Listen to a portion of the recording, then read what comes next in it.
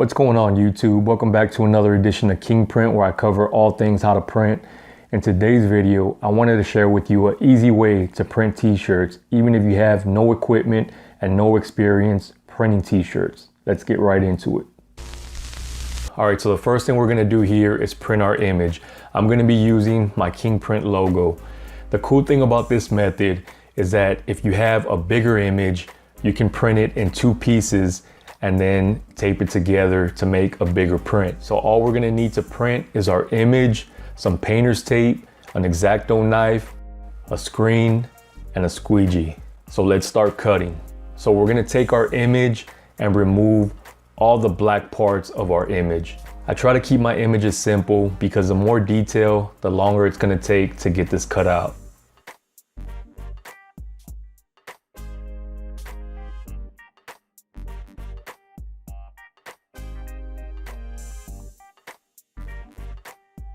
So next we're gonna take our screen, put it on the table and lay it flat side up.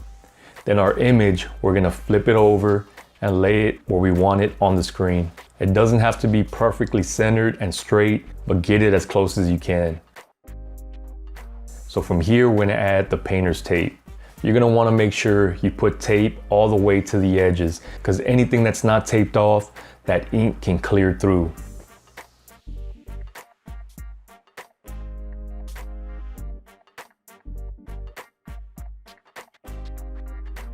All right, so it's that simple. Now we're ready to print. You're gonna wanna make sure when you do print, you're gonna wanna do it on a completely flat surface. You're not gonna wanna do it on hardwood. You're not gonna wanna do it on tile. You're not gonna wanna do it on carpet, obviously. You're gonna wanna do it on 100% flat surface. So you see this flapping up here, don't worry about it. Once we clear ink to the screen for the first time, that ink is gonna stick to the transfer and you're not gonna have that issue anymore.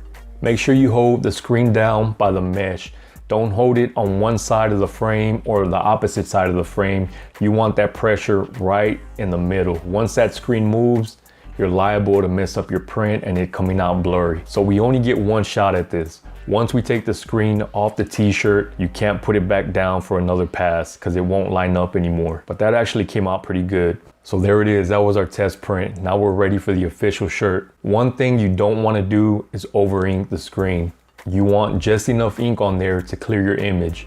So if this is your first time doing this, you're gonna want to buy a few extra shirts for test shirts, because you're liable to mess up the first few times just getting the feel of what you're actually doing and how to actually clear the ink. That print looks really good. So now it's time to cure the shirt, and I'm gonna be using a heat gun, which makes things a lot faster. If you don't have a heat gun, don't worry about it. You can use a hair dryer.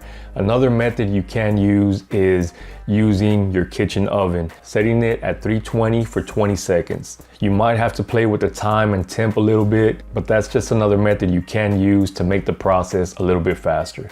So there it is, custom screen printed t-shirts you can do at home. Came out really good. Check out the link in the description for the squeegee, for the inks, for the screens, everything you're gonna need for this project. So thanks for watching. Be sure and check out all my other videos. Please like and subscribe. Check you on the next one.